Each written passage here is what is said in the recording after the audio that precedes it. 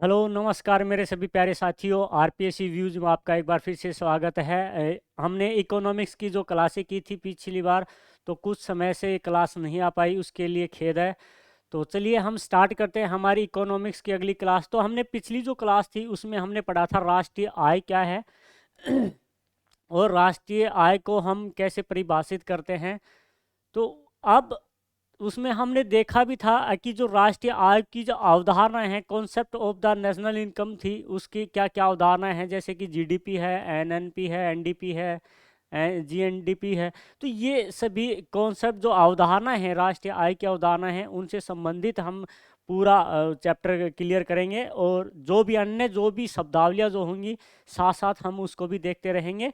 तो जो भी बच्चा इस वीडियो को देख रहा है वो इस चैनल को सब्सक्राइब और लाइक ज़रूर कीजिएगा और शेयर भी कीजिएगा ताकि ज़्यादा से ज़्यादा बच्चों तक पहुँचे। तो चलिए हम देखते हैं कि हमारा जो आज की इस क्लास में मेन जो मुद्दा रहेगा वो रहेगा राष्ट्रीय आय की अवधारणाएं क्या होती हैं, concept of the national income की क्या है, ये देखते हैं। तो मैं आपको सबसे पहले बता देता हूँ कि जो राष्ट्रीय आय की जो अवधारणाएं हैं वो कौन कौन सी होती हैं। तो उनमें से एक आपका होता है जीडीपी। आपका एक क्या होता है, जीडीपी। आपने नाम सुना तो होगा कि भाई उस देश की जीडीपी इतनी ग्रोथ कर रही है, उस देश की जीडीपी गिर रही है।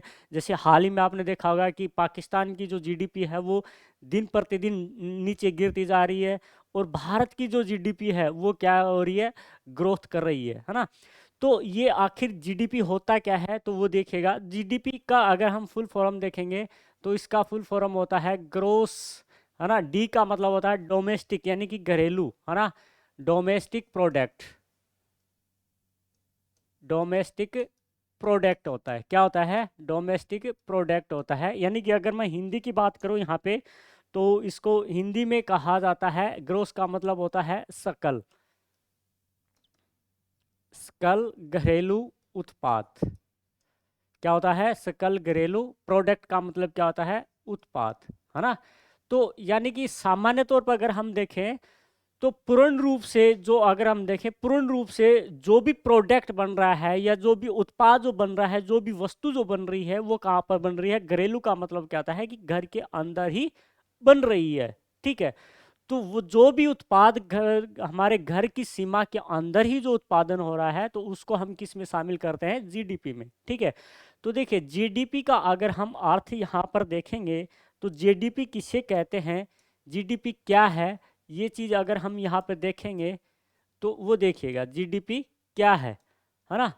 तो जीडीपी का मतलब क्या होता है कि कोई भी जो देश जो होता है, कोई भी जो देश जो होता है, तो उसकी सीमा निर्धारित की जाती है। क्या होती है, सीमा निर्धारित होती है कि भाई ये जो देश है ये यहाँ से यहाँ तक है।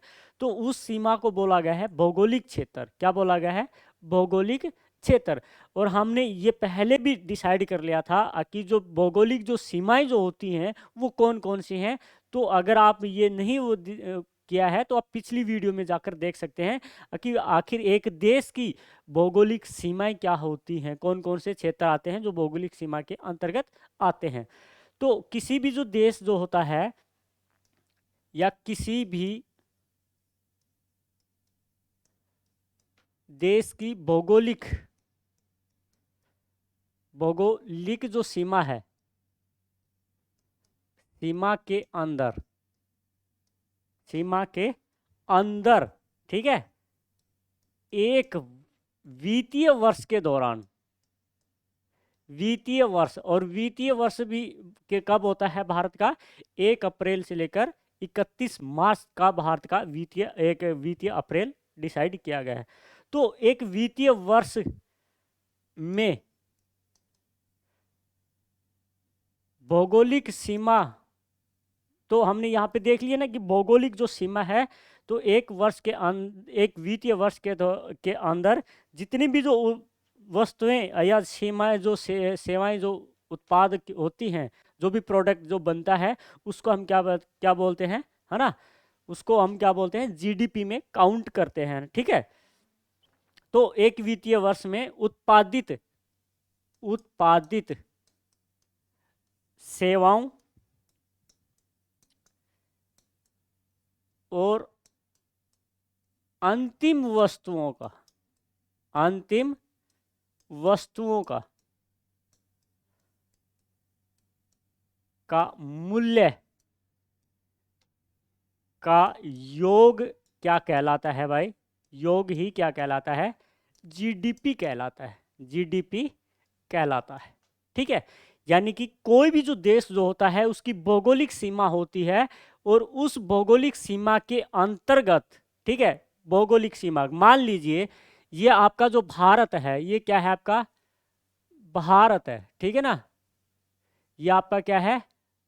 भारत है। ये आपकी क्या होगी? इसकी क्या होगी? भौगोलिक सीमा हो गई। ठीक है, ये क्या हो गई? भौगोलिक सीमा हो गई। अब भारत देखो यहां पर भी नहीं फैला है, यहां पर छोटे छोटे जो द्वीप हैं, द्वीप जो हैं वो भी उसकी भौगोलिक सीमा के अंतर्गत आते हैं, ध्यान रखना। जो आपकी जो कोस्टल जो लाइन है, किसी भी देश की कोस्टल जो लाइन होती है, वहां से लेकर अगर आप देखोगे तो उसका जो 200 समुद्री मील तक का जो क्षेत्र जो होता है, वो भी क्या होता है? उस देश की भौगोलिक सीमा के अंतर्गत काउंट होता है। दूसरी बात, इसके अंतर्गत अगर हम देखेंगे तो ध्यान रखना, जो दूतावास जो स्थापित किए गए हैं, वो दूतावास दूसरे देशों में, जैसे भारत का दूतावास किसी दूसरे देश में है, तो वहां पर भी वो जो दूतावास है वो भी भारत का क्या कहलाएगा? भौगोलिक सीमा कहलाएगा। अब बात यहाँ पर आती है कि जो जीडीपी में जो है, जो भी वस्तुएं इस भौगोलिक सीमा के अंतर्गत जो उत्पादित होंगी, उन वस्तुओं का अंतिम मूल्य शामिल किया जाएगा, और जो भी सेवाएं प्रदान की जाएगी उन सेवाओं का अंतिम मूल्य क्या किया जाएगा? जोड़ा जाएगा, और वो क्या कहलाएगा? जीडीपी कहलाएगा।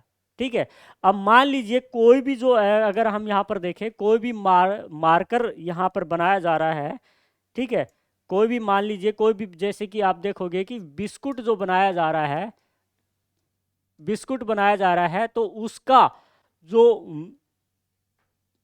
जो भी बिस्कुट जो बना है उसका अंतिम मूल्य क्या रहेगा? जैसे कि मान लीजिएगा वो 4 रुपए में बनकर तैयार हुआ, ठीक है, 4 रुपए में बनकर तैयार हुआ, और फिर वो धीरे धीरे आगे गया, रिटेलर के पास गया, वो 4 रुपए 25 पैसे का हो गया, और फिर आगे गया उपभोक्ता के पास गया। कहाँ पे? उपभोक्ता, ठीक है ना, उपभोक्ता के पास गया, तो वो कितने रुपए का हो गया? 5 रुपए का हो गया है। तो ये जो जो वस्तुएं जो यूज करने के लिए खरीदी जाती हैं, तो वो क्या कहलाती है? जो उपभोक्ता जो वस्तुएं खरीदता है, और वो कितने रुपए में खरीदता है, उसका मूल्य क्या देता है? 5 रुपए देता है। तो ये क्या हो गया? उस वस्तु का अंतिम मूल्य हो गया। ये क्या हो गया? अंतिम मूल्य हो गया ये। ठीक है, तो ऐसे जितने भी प्रोडक्ट जो बनते हैं एक भौगोलिक सीमा के अंतर्गत, जो भी सेवाएं प्रदान की जाती हैं, तो उनका जो मूल्य जो होता है उसके योग को क्या कहते हैं? जीडीपी कहते हैं। ठीक है, तो इस चीज को आप थोड़ा सा ध्यान रखिएगा। किसी भी जो देश है, किसी देश की भौगोलिक सीमा के अंतर्गत एक वित्तीय वर्ष में उत्पादित सेवाओं और अंतिम वस्तुओं का जो मूल्य का योग जो होता है, का योग ही क्या कहलाता है? जीडीपी कहलाता है, या हम इसको कह सकते हैं सकल घरेलू उत्पाद कहते हैं इस चीज को। ठीक है, अब इसमें ध्यान एक बात का ध्यान रखना, इस चीज को आपको कुछ चीजें यहाँ पर बहुत महत्वपूर्ण है आपके लिए, तो वो ध्यान रखिएगा। यहाँ पर अगर आप देखोगे तो जीडीपी के अंतर्गत आप ध्यान रखना, भौगोलिक सीमा को देखा जाता है। किसको देखा जाता है? भौगोलिक सीमा को देखा जाता है। जीडीपी को अगर आप देखोगे तो यहाँ पर ये देखना है, नागरिकों से कोई लेना देना नहीं है। एक भौगोलिक सीमा के अंतर्गत किसी भी देश का नागरिक आकर कार्य कर सकता है या कोई भी चीज बना सकता है, तो उस नागरिक को छोड़िएगा, उस चीज को देखेगा। आप किस चीज को? भौगोलिक सीमा को देखेगा कि वो जहां पर जो भी वस्तुएं उत्पादित की जा रही है वो भौगोलिक सीमा किस देश की है। ठीक है, तो जीडीपी में अगर आप देखोगे तो ध्यान रखना, भौगोलिक सीमा जो होती है, भौगोलिक सीमा, भौगोलिक सीमा मायने रखती है। ठीक है, मायने रखती है, नागरिक नहीं, नागरिक नहीं। इसमें यह बात ध्यान रखना। ठीक है, नागरिक किसी भी देश का हो सकता है। ठीक है, नागरिक किसी भी देश का हो सकता है, किसी भी देश का हो सकता है, ठीक है। लेकिन ध्यान रखना, भौगोलिक सीमा जिस देश की होगी वो उत्पाद उसी देश की अर्थव्यवस्था में शामिल किया जाएगा, जीडीपी में शामिल किया जाएगा। तो आप ध्यान रखिएगा, जैसे अगर आप देखोगे, जैसे अभी सरकार के द्वारा एक शुरू की गई मेक इन इंडिया, ठीक है। तो मेक इन इंडिया में जो भी प्रोडक्ट बनेंगे, जो भी उत्पाद बनेगा, वो ध्यान रखना वो किस देश का होगा, भारत का कहलाएगा, भारत की जीडीपी में शामिल होगा वो। जैसे कि अगर मेक इंडिया जो है, इसका ऑफिस अगर मैं यहाँ पर देखूं तो जापान में अगर स्थापित कर दिया गया है ना, जापान में उसका ऑफिस खोल दिया गया है। तो ध्यान रखिएगा, जापान में कार्य तो हो रहा है ना, वस्तुएं बन तो रही हैं, ठीक है। वस्तुएं क्या हो रही हैं, वस्तुएं बन तो रही हैं, उनका उत्पाद हो रहा है, ठीक है, उत्पाद हो रहा है। लेकिन वो किसकी जीडीपी में काउंट हो रहा है मेरे प्यारे बच्चों, तो ध्यान रखना वो इंडिया की जीडीपी में काउंट हो रहा है, जापान की में नहीं। इसीलिए भारत सरकार के द्वारा ये योजना शुरू की गई है कि मेक इन इंडिया, ज्यादा से ज्यादा उत्पाद को क्या किया जाए, बढ़ाया जाए, यानी कि वस्तुओं का निर्माण ज्यादा से ज्यादा किया जाए। अगर ज्यादा से ज्यादा किया जाएगा तो जीडीपी क्या होगी, ग्रोथ होगी। तो ध्यान रखना इस चीज का, ठीक है। तो ध्यान रखना दूसरी बात आपके लिए ये महत्वपूर्ण है, ये ध्यान रखना, भौगोलिक सीमा मायने रखती है, नागरिक नहीं, ठीक है ना। भौगोलिक सीमा कहीं तक, कहाँ, जहाँ तक भी फैली होगी उस देश की, वो उसी में शामिल किया जाएगा जीडीपी में, ठीक है। तो ध्यान रखिएगा इस चीज़ का।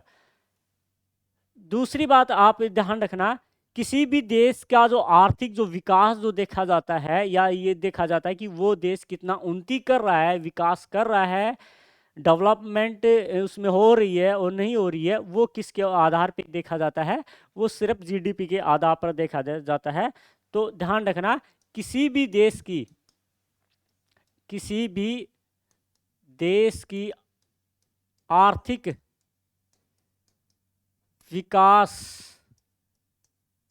आर्थिक विकास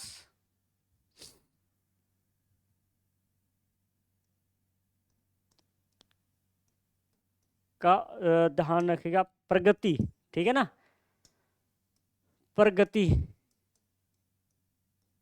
का सूचक क्या होता है, सकल घरेलू उत्पाद होता है, सकल घरेलू उत्पाद होता है, ठीक है।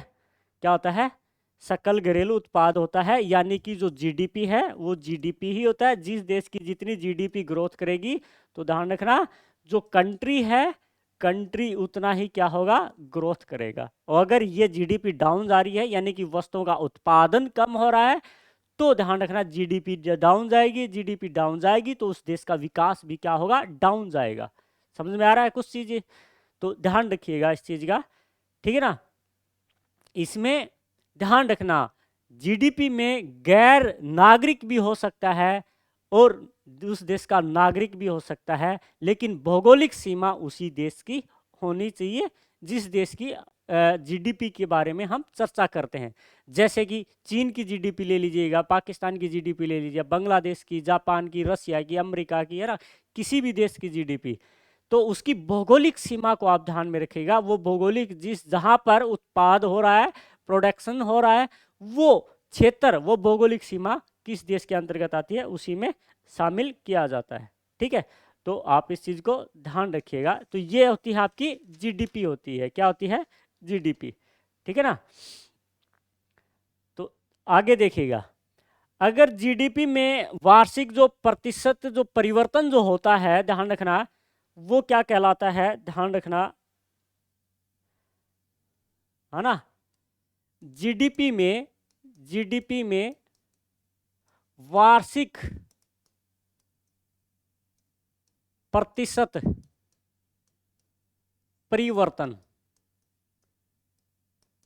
परिवर्तन जो होगा, तो ध्यान रखना वो क्या कहलाएगी, उस देश की आर्थिक वृद्धि दर कहलाएगी। क्या कहलाएगी, आर्थिक वृद्धि दर कहलाएगी, ठीक है।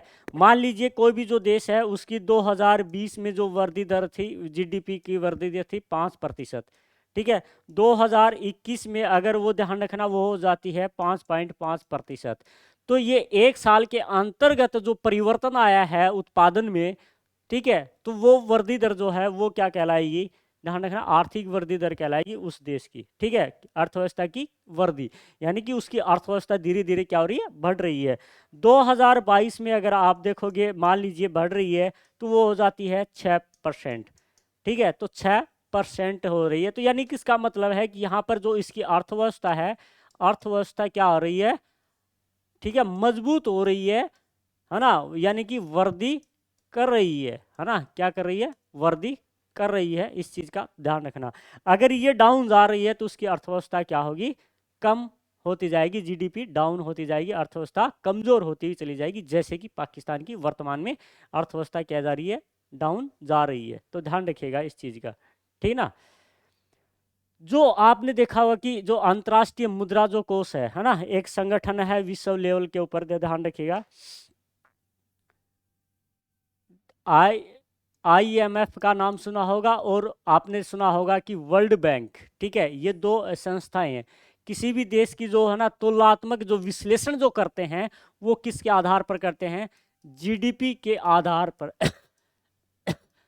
जीडीपी के आधार पर ही क्या करते हैं, तुलनात्मक विश्लेषण करते हैं। भाई कोई भी जो देश है, ये देखा जाता है कि भी कौन सा देश ज्यादा मजबूत है, तो वो कैसे पता लगाएगा कि ये देश ज्यादा मजबूत है, ये देश कमजोर है। अब भारत पाकिस्तान की कंपैरिजन करेंगे तो क्या पता चलेगा कि भाई आपका जो है भारत ज्यादा मजबूत है या पाकिस्तान मजबूत है। तो वर्ल्ड बैंक और जो अंतर्राष्ट्रीय अंतर्राष्ट्रीय जो मुद्रा कोष है, इंटरनेशनल मनी जो फंड है, मॉनेटरी जो फंड है, वे संस्थाएं हैं, दोनों किसका आधार मानती है, जीडीपी। जिस देश की जीडीपी ज्यादा ग्रोथ कर रही है वो उसी देश को क्या मानेंगे, मजबूत माना जाएगा। तो ध्यान रखना, आपसे ऐसा क्वेश्चन पूछा जा सकता है कि आईएमएफ के द्वारा, ठीक है ना, तुलनात्मक दो देशों के तुलनात्मक विश्लेषण के लिए किसको आधार माना जाता है, जीडीपी, जीएनपी, एनडीपी, ठीक है ना, एनएनपी। तो आप क्या कहोगे, जीडीपी को आधार माना जाता है। तो आपका ऐसा क्वेश्चन बनकर आ सकता है, तो आप इस चीज को थोड़ा सा ध्यान रखिएगा, ठीक है। चलिए, तो मुझे आशा है कि आपको ये तो जीडीपी सामी अच्छी तरह से समझ में आ गया होगा। आगे चलते हैं। अगला जो हम है देखते हैं अवधारणाओं में, जो दूसरी अवधारणा आती है जीएनपी, ठीक है, क्या आती है, जीएनपी। और जीएनपी का मतलब क्या होता है, जी का मतलब क्या होता है, ग्रोस, ठीक है, और एन का मतलब क्या होता है, नेशनल प्रोडक्ट, ठीक है। क्या होता है जीएनपी का मतलब क्या होता है, तो ध्यान रखना, सकल राष्ट्रीय उत्पाद। हिंदी में अगर आप इसको देखोगे तो वो क्या होता है, सकल राष्ट्रीय उत्पाद होता है, सकल राष्ट्रीय उत्पाद। ये थोड़ा सा अगर आप देखोगे तो ये जीडीपी से थोड़ा सा भिन्न है, कुछ ज्यादा नहीं है। जीडीपी के अंतर्गत हमने क्या देखा था, भौगोलिक सीमा को चिन्हित किया था कि भौगोलिक सीमा क्या है, ठीक है ना, ध्यान रखना इस चीज को। भौगोलिक सीमा को हमने बेस बनाया था, जबकि इसके अंतर क्या होगा, भौगोलिक सीमा नहीं देखी जाएगी, देश के नागरिक देखे जाएंगे, ठीक है। तो ध्यान रखिएगा। तो जीएनपी क्या है, देखिएगा इसका अर्थ क्या है, अगर हम देखेंगे यहाँ पे, ठीक है, तो देखिएगा इसका एक वित्तीय वर्ष में, एक वित्तीय वर्ष में, वित्तीय वर्ष में, ध्यान रखना, वित्तीय वर्ष में देश के नागरिकों के द्वारा, देश के नागरिकों के द्वारा, नागरिकों के द्वारा, ठीक है। और जीडीपी में हमने क्या देखा था, यहाँ पे एक वित्तीय वर्ष में, ध्यान रखना, भौगोलिक सीमा में, भौगोलिक सीमा में देखा था हमने, ठीक है ना। और जबकि इसमें क्या देख रहे हैं, देश के नागरिकों के द्वारा, ठीक है ना, उत्पादित, उत्पादित, है ना, वस्तुओं एवं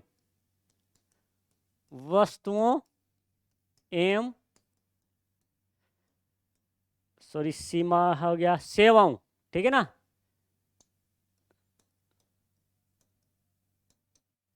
सेवाओं के, ठीक है ना। तो ध्यान रखना सेवाओं के अंतिम मूल्य का जो योग है, अंतिम अंतिम मूल्य, अंतिम मूल्य या अंतिम वस्तुओं का मतलब वही है जो उपभोक्ता जो भी यू प्रयोग करने के लिए पैसे चुकाता है वही मूल्य है। अंतिम मूल्य का योग क्या कहलाता है भाई, जीएनपी कहलाता है। क्या कहलाता है, जीएनपी कहलाता है। तो आप इस चीज को थोड़ा सा ध्यान रखिएगा, ठीक है। क्या कहलाता है, जीएनपी कहलाता है। अब यहां पर आपको देखने की बात यह है कि इसके अंतर्गत नागरिक अहम भूमिका निभाते हैं। क्या, नागरिक अहम भूमिका में होते हैं, ठीक है। दूसरी बात ध्यान रखना, भौगोलिक सीमा नहीं, भौगोलिक सीमा नहीं, समझ रहे इस चीज को। देश का जो नागरिक है वो कहीं पर भी कमा रहा हो या कोई भी वस्तुओं का उत्पादन कर रहा हो या सेवाओं प्रदान कर रहा हो, वो चाहे कहीं पर भी हो सकता है, चाहे कनाडा हो, चाहे जर्मनी हो, चाहे कहीं पर भी हो। देश का नागरिक अहम भूमिका में होता है, चाहे वो कनाडा में हो, ठीक है, चाहे वो कहाँ पे हो, जर्मनी में हो, चाहे वो अरब कंट्री में हो, ठीक है, अरब देशों में कहीं पर भी कमा रहा हो, उसको देखा जाता है कि वो कितना आय कर रहा है, ठीक है। तो ध्यान रखिएगा इस चीज का।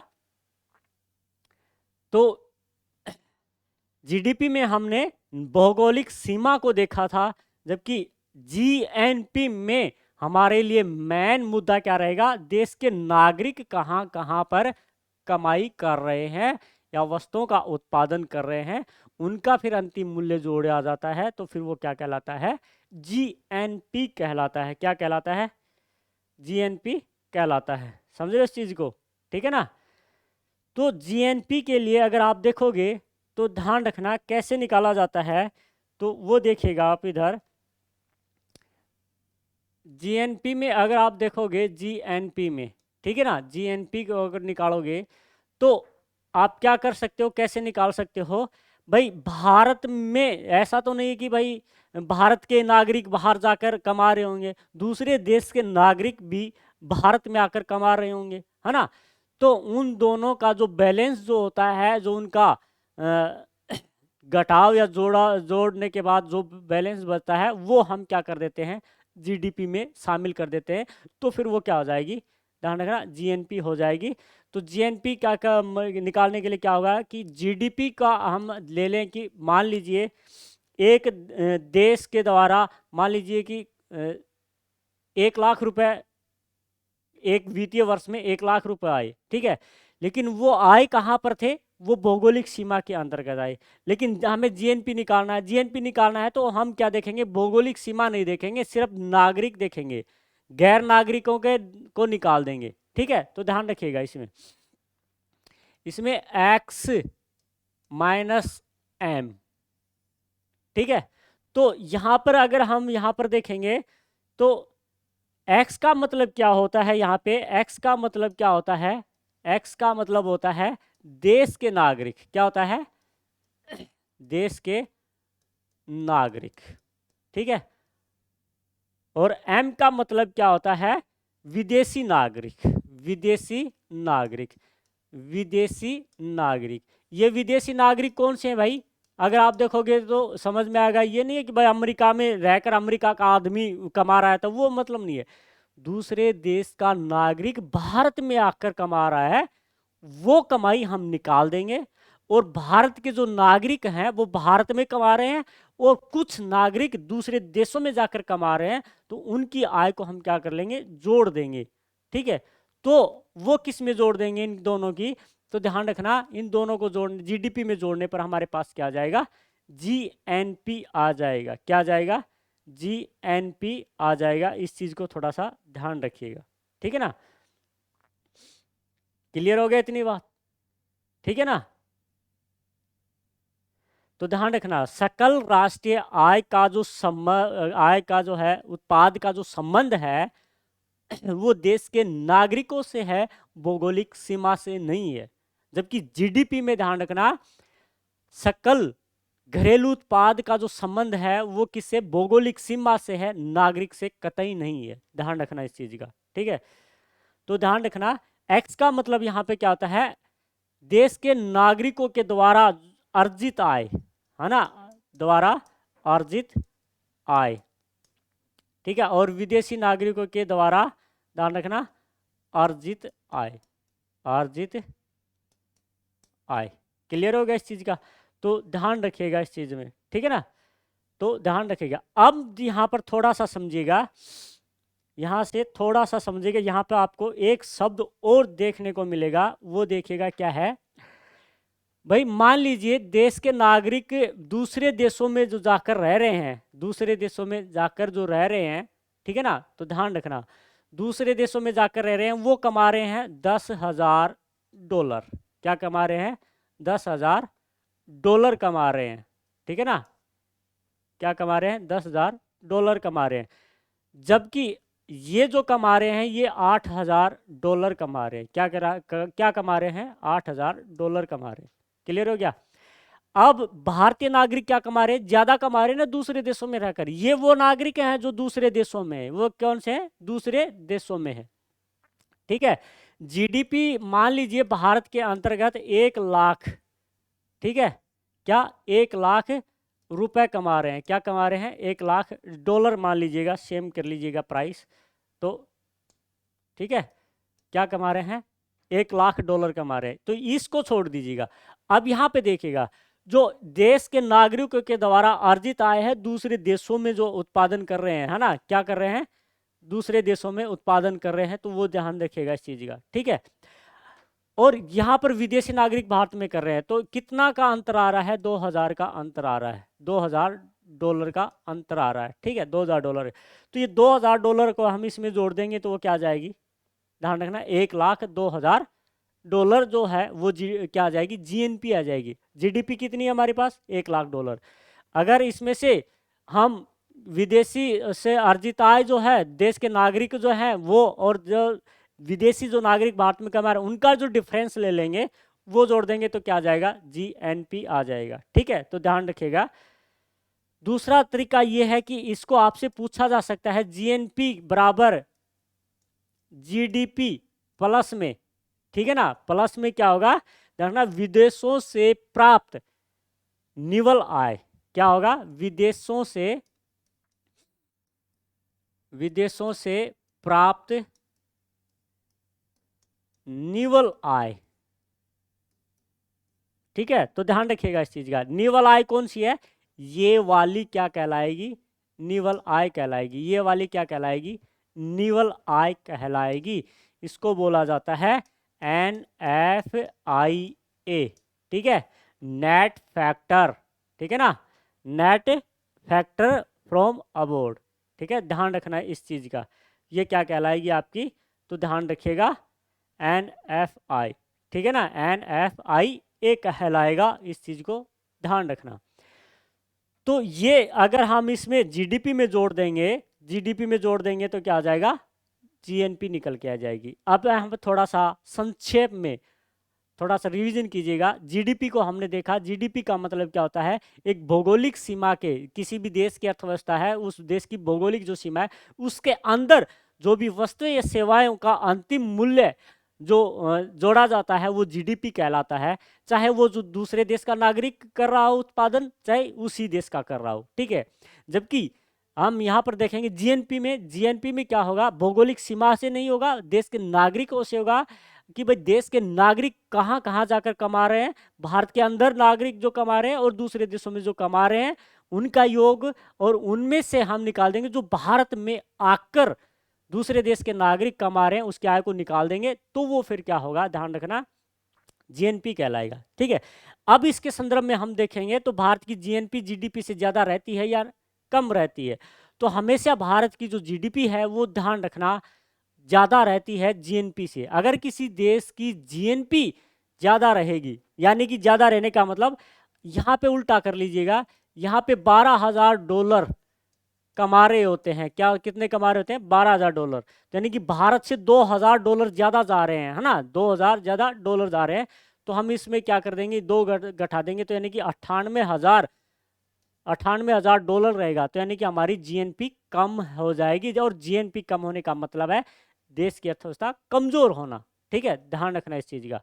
तो उस देश के आर्थिक समृद्धि दर जो ज्यादा रहेगी, जिस देश की जीएनपी जीडीपी से ज्यादा रहेगी, क्या रहेगी, जीडीपी से ज्यादा। ठीक है, तो ध्यान रखिएगा। तो आशा है कि जीएनपी और जीडीपी में आपने फर्क समझ चुके होंगे। ठीक है, विदेशों से प्राप्त निवल आय का मतलब क्या होता है, यहाँ पर विदेशों से प्राप्त निवल आय। ठीक है, ये का मतलब क्या होता है कि भाई जो देश के नागरिक, जो देशों के नागरिक हैं, कोई देश दूसरे देश का नागरिक आकर भारत में कमा रहा है और भारत का नागरिक दूसरे देशों में कमा रहा है, फिर उनका जो डिफरेंस जो होता है वो क्या कहलाता है, NFIA कहलाता है, विदेशों से प्राप्त निवल आय कहलाता है। ठीक है, तो ध्यान रखिएगा। चलिए आगे चलते हैं। ये दो अवधारणाएं होगी, तीसरी जो अवधारणा है वो हम देखते हैं एनडीपी। एनडीपी, ठीक है, एनडीपी। अब एनडीपी का एन का मतलब क्या होता है, नेट। ठीक है, डी का मतलब वही लिया जाएगा, डोमेस्टिक, और इसका मतलब क्या हो जाएगा, प्रोडक्ट। ठीक है, तो नेट का मतलब वो यहाँ पे होता है शुद्ध, और इसका मतलब हमने क्या लिया है, घरेलू, और इसका मतलब क्या होता है, उत्पाद। ठीक है, जैसे कि हमने देखा था जीडीपी। जीडीपी, जीडीपी में जी का मतलब क्या लिया गया था, सकल, संपूर्ण, संपूर्ण। ठीक है, अब मान लीजिए आप कहीं पर मार्केट में जा रहे हो, और मार्केट में जा रहे हो तो आपके पास 10,000 रुपए हैं। ये आपके पास टोटल रुपए हैं, कितने हैं, टोटल रुपए हैं। ठीक है, अब यहाँ पर अगर आप जाओगे तो कुछ आपका 5,000 रुपये किस में हो गया, घरेलू सामान खरीदने में हो गया है। 100 रुपये आपके एक्स्ट्रा खर्चा हो गया है। 200 रुपये और कहीं पे खर्च हो गया है ना। तो ऐसे कुल मिलाकर अगर आप देखोगे तो आपके पास जो बचत है, ठीक है ना, वो बचत जो रहेगी वो आपकी क्या रह जाएगी, ध्यान रखना, एनडीपी रह जाएगी, यानी कि आपके पास आय जो है, आय की शेष राशि बच जाएगी। तो अगर हम जीडीपी में से अगर हम कुछ ऐसे उत्पादन कर रहे हैं, ठीक है, तो उनमें से कुछ खर्चा निकाल देंगे, और फिर हमारे पास जो इनकम जो बचेगी वो क्या बचेगी, ध्यान रखना, एनडीपी बचेगी। मान लीजिए आप 10,000 रुपये कमा रहे हैं। ठीक है, कितने रुपए कमा रहे हैं, 10,000। यहाँ से ऐसे देखिएगा, आपकी आय कितनी है, 10,000 रुपये है। कितनी है आय, कितनी है, 10,000 रुपये। क्लियर हो गया। लेकिन 10,000 है, इसमें से आप 2,000 रुपये जो है वो खर्चा निकाल दीजिएगा। क्या खर्चा निकाल दीजिएगा। तो 2,000 रुपये खर्चा निकालने के बाद आपके पास कितने बच गए, 8,000 रुपये बच गए। कितने बच गए, 8,000 रुपये बच गए। तो ये क्या हो गई, आपकी शुद्ध आय बच गई। क्या बच गई, शुद्ध आय। क्या बच गई, शुद्ध आय कहलाएगी। समझ रहे हो इस चीज को। यानी कि आपकी जो इनकम है, इनकम में से आपका जो एक महीने का जो खर्चा है वो निकाल लीजिएगा, और फिर उसके बाद में आपके पास जो बचत होगी, जितनी शेष राशि बच जाएगी, उसको आप बोलोगे कि भाई मेरी कमाई तो यही है। कई बार नहीं कहते भाई कमाई नहीं हो रही है, कमाई नहीं हो रही है, जबकि वो लाख रुपए, 1,00,000 रुपए कमा रहा है, फिर भी वो क्या कहेगा, कमाई नहीं हो रही है। कमाई नहीं हो रही, तो इसका मतलब ये है कि उसका जो 1,00,000 कमाई हो रही है, तो उसमें मान लीजिए 90,000 रुपए जो है उसका खर्चे में जा रहा है, और खर्चे में जा रहा है तो उसके पास बच कितना रहा है, 10,000 रुपये बच रहा है। तो ये ही उसकी आय, वो अपनी आय मानकर चल रहा है। यही उसकी क्या है, नेट इनकम है वो। समझ रहे हो इस चीज को, क्या है, नेट इनकम, यानी कि शुद्ध आय है। ठीक है, अगर उसी के पास 1,00,000 रुपए कमा रहा है, 10,000 रुपए वो क्या कर रहा है, खर्चा कर रहा है, बचा कितना रहा है, 90,000 बचा रहा है। तो ये बचत है, तो हम वो बोलेंगे भाई बहुत अच्छी बचत कर रहा है। तो यानी कि उसकी शुद्ध आय कितनी है, ध्यान रखना, 90,000। तो ऐसे ही किसी देश की अर्थव्यवस्था को मापने के लिए देखा जाता है कि भाई हमारे पास जो वस्तुएं तो उत्पादित हो रही हैं, पर लेकिन उनमें से हमारे पास कुल शुद्ध आय कितनी बच रही है। ठीक है। तो शुद्ध आय निकालने के लिए हम क्या करते हैं, यहाँ पर जो जीडीपी जो होती है, जीडीपी में से जीडीपी में से हम क्या कर देते हैं, ध्यान रखिएगा, जीडीपी में हम क्या कर देते हैं, जो जीडीपी है, जीडीपी में से ध्यान रखना, अगर हम मूल्य ह्रास को घटा दें, किसको, मूल्य ह्रास को घटा दें, यानी कि जो खर्चा वगैरह जो है उसको घटा दें, तो हमारे पास क्या बच जाएगा, एनडीपी बच जाएगा। क्या बच जाएगा, एनडीपी। यानी कि सिंपल सी भाषा में समझाऊं, एक वित्तीय वर्ष के दौरान किसी देश की भौगोलिक सीमा के अंतर्गत उत्पादित सेवाओं और वस्तुओं के अंतिम मूल्य के योग में से मूल्य ह्रास घटाने पर जो भी हमारे पास इनकम बचेगी वो क्या बचेगी, एनडीपी बचेगी। क्या बचेगी, एनडीपी बचेगी। क्या बचेगी मेरे प्यारे बच्चों, ध्यान रखना, एनडीपी बचेगी। ठीक है, तो इसको क्या बोला जाता है, डिप्रिसिएशन। क्या बोला जाता है, डिप्रिसिएशन। आपके पास सिंपल सा क्वेश्चन बन के आएगा, क्वेश्चन आएगा, जीडीपी व एनडीपी का अंतर क्या कहलाता है, का अंतर क्या कहलाता है,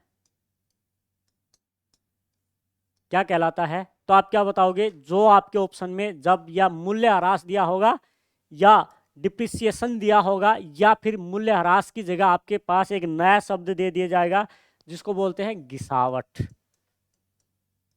क्या होगा, गिसावट। ठीक है, तो ध्यान रखिएगा। तो आपका ऑप्शन में क्या देखना है, गिसावट, मूल्य ह्रास या डिप्रिसिएशन, जो भी आपको मिलेगा वो आपका क्या हो जाएगा, आंसर हो जाएगा। ठीक है, ध्यान रखना। अब एक बात ध्यान रखना, किसी भी देश को अगर आर्थिक विकास करना है, आर्थिक विकास करना है तो ध्यान रखिएगा, मान लीजिए वो जो गिसावट है, ठीक है ना, या मूल्य ह्रास है, गिसावट है या फिर मूल्य ह्रास है, ठीक है ना, क्या, मूल्य ह्रास, ठीक है ना,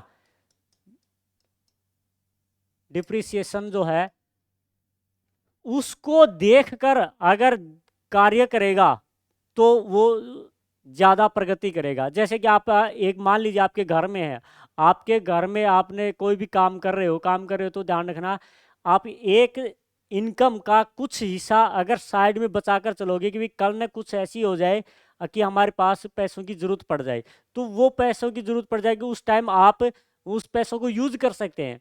तो उन रुपयों को यूज करेंगे तो आपको क्या होगा, किसी दूसरे देश से कर्जा या किसी दूसरे व्यक्ति से कर्जा नहीं लेना पड़ेगा आपको। ठीक है, तो इसलिए किसी भी जो देश है, किसी भी देश को अगर जीडीपी ग्रोथ करवानी है, जीडीपी ग्रोथ करवानी है तो उसका इनकम जो होती है ना, इनकम का एक हिस्सा, एक हिस्सा हमेशा निकाल कर चलना चाहिए, हमेशा निकाल कर या निकालना चाहिए। ठीक है, मान लीजिए कोई व्यक्ति 4 रुपए कमा रहा है, क्या कर रहा है, 4 रुपए कमा रहा है, तो 4 रुपए कमा रहा है तो उसका 1 रुपए जो है वो क्या करना चाहिए, उसका मूल्य ह्रास के रूप में संरक्षित कर देना चाहिए, उसको रोक रखना चाहिए। कल ने कोई मशीन काम कर रही है तो उसकी टूट फूट हो गई, या है ना, टूट फूट हो गई, तो आप क्या करोगे, जीडीपी में से वो करोगे, कभी भी नहीं करोगे, है ना। तो वो आपका मतलब कि जीडीपी में जो आपका जो सुधार होगा वो क्या हो जाएगा, धीरे धीरे कमजोर होना शुरू हो जाएगा। लेकिन अगर आप जीडीपी में से एक हिस्सा आप बचत के रूप में, एक गिसावट के रूप में या मूल्य ह्रास के रूप में निकाल कर रखोगे, तो कल ना मशीन में टूट फूट हो जाएगी, तो उस जो रुपया आपने मूल्य ह्रास के रूप में संरक्षित रखा था उससे यूज करके आप उस मशीन को दोबारा से स्टार्ट कर सकते हो। तो इसलिए ध्यान रखना इस चीज का, ठीक है ना। तो ध्यान रखना इस चीज का मेरे प्यारे बच्चों। तो एनडीपी का मतलब क्या होता है, जीडीपी में से अगर कोई भी जो भी मशीनें वगैरह होती हैं उनकी घिसावट है या जो टूट फूट है ना, टीयर एंड वियर जो है, तो ये का जो मूल्य अगर आप साइड में निकाल दोगे तो वो आपके पास क्या बन जाएगा, एनडीपी, यानी कि शुद्ध आय। ठीक है, तो ध्यान रखिएगा इस चीज का। क्लियर हो गया, क्योंकि किसी भी देश की जो मशीनें वगैरह काम करती हैं तो वो क्या होगा, ध्यान रखना, वो घिसेंगी, है ना, टूटेगी भी, उनकी रिपेयरिंग भी होगी, तो वो खर्चा जो होता है वो क्या कहलाता है? मूल्य ह्रास कहलाता है। क्या कहलाता है? मूल्य ह्रास कहलाता है। ठीक है, तो ध्यान रखना।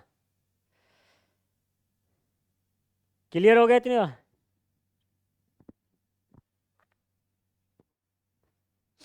अब एक बात ध्यान रखना, कोई भी जो देश जो होता है, कोई भी जो देश जो होता है, तो ध्यान रखना, कोई भी जो देश होता है ऐसी स्थिति को, है ना, तो जो भी पूंजीगत वस्तुएं जो होती है ना, कि जो हमें कमाकर जो भी वस्तुएं हैं, तो वो वस्तुएं हमें कमाकर दे रही है, तो वो क्या कहलाएंगी? पूंजीगत वस्तुएं। तो पूंजीगत वस्तुओं के जो ध्यान रखना कि एक भाग को बचा कर रखेंगे हम। ठीक है, तो पूंजीगत पूंजीगत वस्तुओं के एक भाग, ठीक है, एक भाग को, पूंजीगत वस्तुओं के एक भाग को टूट फूट, है ना, टूट फूट के रूप में बचा कर रखेंगे।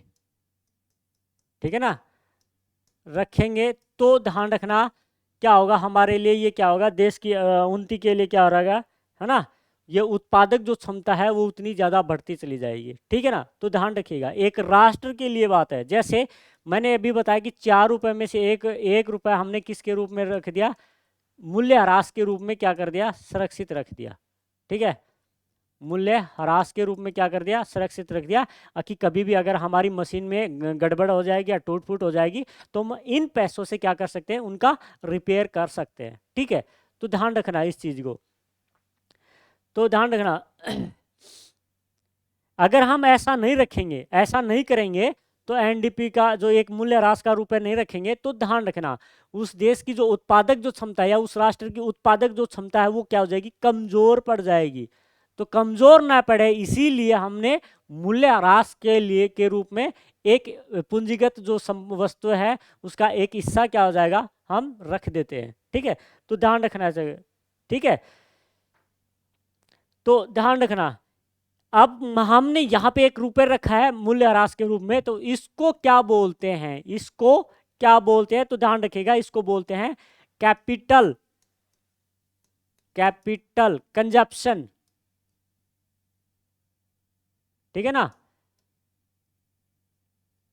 कैपिटल कंजप्शन अलाउंस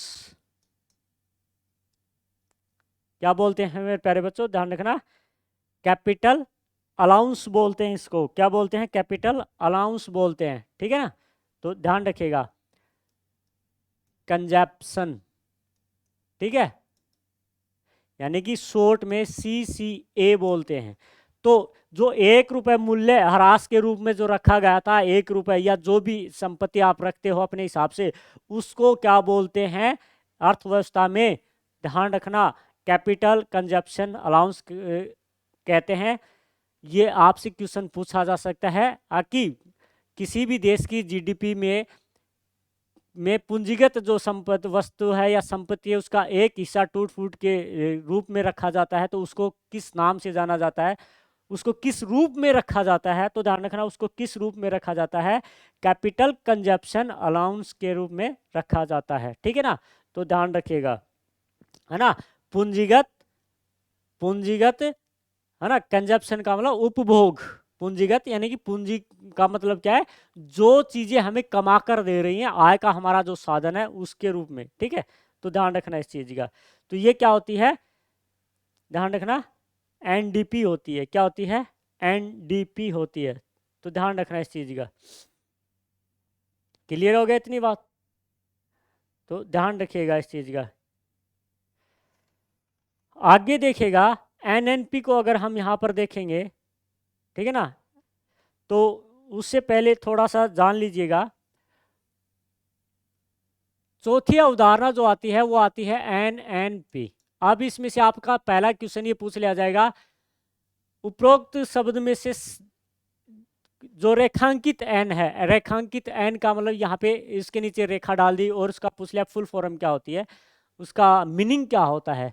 तो ध्यान रखना, पहले एन का मतलब हमेशा नेट होगा, दूसरे एन का मतलब हमेशा क्या होगा, नेशनल होगा। क्या होगा, नेशनल होगा और प्रोडक्ट होगा, प्रोडक्ट। ठीक है, तो इसका मतलब क्या होता है, शुद्ध राष्ट्रीय आय क्या होती है, ठीक है ना, शुद्ध राष्ट्रीय आय के उत्पाद, उत्पाद, ठीक है, क्या, शुद्ध राष्ट्रीय उत्पाद। अब ये क्या होता है, जैसे जीडीपी, एनडीपी, जीएनपी देखा हमने, ठीक है। अगर जीएनपी में से हम मूल्यह्रास को निकाल देंगे तो मेरे प्यारे बच्चों वो क्या होगा, ध्यान रखना, एनएनपी होगा। वो क्या होगा, एनएनपी होगा। देखो हमने जीएनपी कैसे निकाला था, तो ध्यान रखना, जीएनपी निकालने के लिए हमने क्या किया था, जीडीपी प्लस में देश के नागरिकों के द्वारा अर्जित आय, और एम का मतलब विदेशी नागरिकों के द्वारा अर्जित आय का मतलब क्या होता है, जीएनपी होता है। अगर इसी में से हम डिप्रिसिएशन कर देंगे, निकाल देंगे, माइनस कर देंगे, तो वो क्या होगा, फिर यहाँ पर हम जीएनपी नहीं लिखेंगे, फिर हम इसकी जगह क्या लिखेंगे, ध्यान रखना, इसकी जगह एनएनपी लिखेंगे। क्या लिखेंगे, एनएनपी लिखेंगे। हो सकता है दूसरा ये भी, आपसे ये भी ऐसा भी लिख सकते हो। अब ये क्या होता है, इस चीज को क्या कहते हैं, इस पूरे को क्या बोलते हैं, इस पूरे को बोलते हैं जीएनपी। और ये फिर हमारे पास बच गया डिप्रिसिएशन। क्या बच गया, डिप्रिसिएशन। तो एनएनपी निकालने के लिए एक तरीका आपके पास ये भी हो सकता है, आपसे ये भी पूछा जा सकता है और ये भी पूछा जा सकता है। तो ध्यान रखिएगा, जीएनपी में से मूल्यह्रास को निकाल दो, आपके पास क्या बच जाएगा, एनएनपी बच जाएगा। ठीक है, तो ध्यान रखिएगा इस चीज का। क्लियर हुआ इतनी बात? तो चलिए, ये आपकी हो गई अवधारणाएं, राष्ट्रीय आय की अवधारणाएं, जिसको हम क्या बोलते हैं, ध्यान रखना, क्या बोलते हैं हम इसको, राष्ट्रीय आय की अवधारणाएं। तो राष्ट्रीय आय की अवधारणाएं कौन कौन सी पढ़ी थी हमने, तो ध्यान रखना, राष्ट्रीय आय की अवधारणाएं, ठीक है। तो उनमें से हमने सबसे पहले पढ़ी जीडीपी, दूसरा पढ़ा हमने एनपी, जीएनपी, तीसरा हमने पढ़ा एनडीपी, और चौथा हमने कौन सा पढ़ा, एनएनपी। अगर अब भी आपके पास कोई भी कन्फ्यूज़न हो तो आप कमेंट ज़रूर कीजिएगा, और कमेंट के माध्यम से बताइएगा कि आपको कैसी क्लास की, और इस क्लास को ज़्यादा से ज़्यादा शेयर कीजिएगा। मिलते हैं अगली क्लास में जल्द ही, तब तक के लिए जय हिंद, जय भारत।